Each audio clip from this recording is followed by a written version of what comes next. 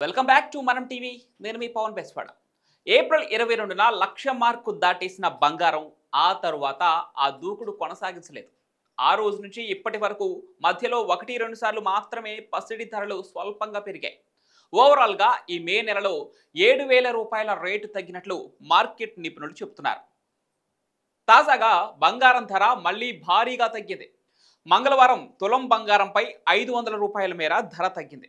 22 క్యారెట్ల బంగారం 10 గ్రాములపై 450 రూపాయలు, 24 క్యారెట్లపై 490 రూపాయల మేర ధర తగ్గింది. వెండి కిలోపై 1000 రూపాయల మేర ధర తగ్గింది.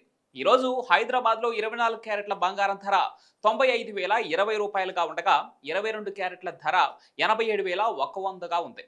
మరోవైపు కిలో వెండి ధర హైదరాబాద్లో 1,08,000 రూపాయలుగా ఉంది. అటు విజయవాడ, విశాఖపట్నంలో 22 క్యారెట్ల బంగారం ధర 87,100 రూపాయలుగా ఉండగా 24 క్యారెట్ల బంగారం ధర 95,020 రూపాయలుగా ఉంది. కిలో వెండి ధర 1,08,000గా ఉంది.